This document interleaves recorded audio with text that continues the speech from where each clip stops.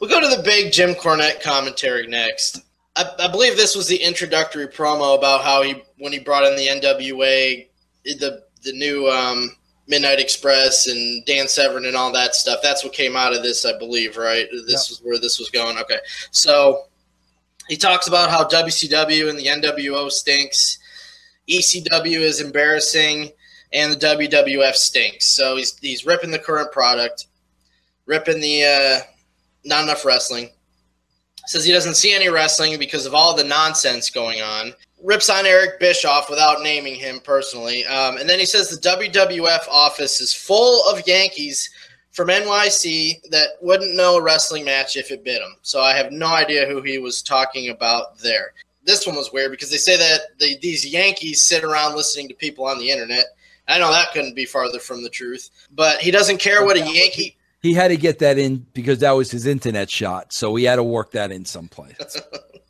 So he says he doesn't care what a Yankee from New York City wants to see. He wants to see wrestlers wrestling. He doesn't want to see sports entertainment. So his New Year's resolution is that he's going to bring tradition and real wrestling to the WWF. Okay, lots of stuff to cover here. Because you confirmed on our show we did earlier that this was 100% a shot at you. Because you're the Yankee from New York City in the office. You're the one writing the product. So this is a shot on you. So my question is, you're the writer of the show.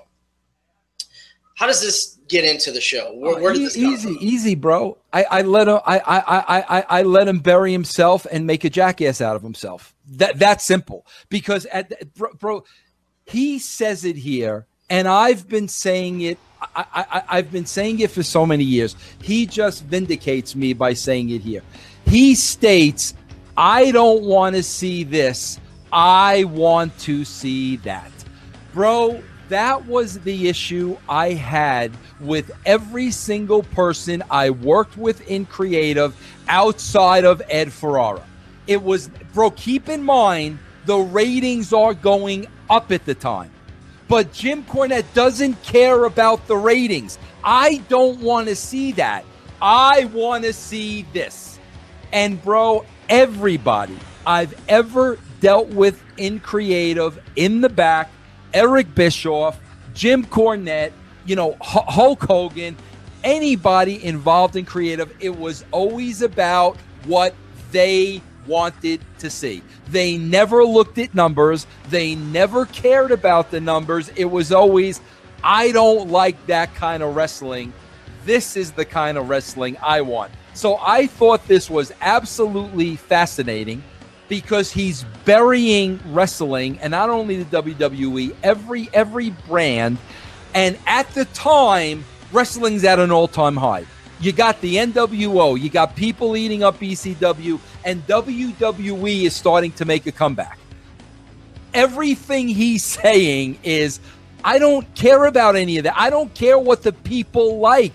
I don't care that they like ECW or the NWO. This is what I want to see. And I love the fact that he cut this promo because he buried himself.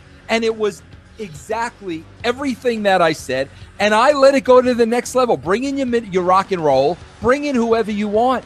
They're going to get bought out of the freaking building because that's not what the people want, Jim. And bro, again, you're seeing here the root of the hatred. His hatred towards me, I am the symbol of what wrestling became and what he despised. I am that symbol. But, like I said, bro, he's ripping the product across the board while it's at an all-time high.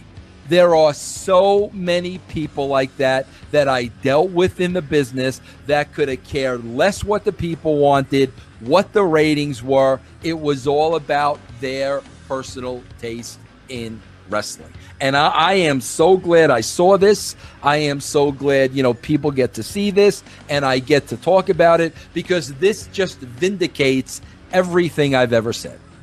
He blames Vince Russo for changing the wrestling business and what the fans wanted when at the end of the day, they were the ones that dictated to us. You pointed it out in the Mero thing.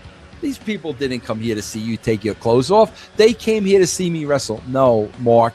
They made that loud and clear. The fans changed the direction of the business, just like they're changing it today. But the problem is, bro, the only fans that exist are the internet wrestling community and the hardcore wrestling fans, and they're dictating what they want. They're the small portion.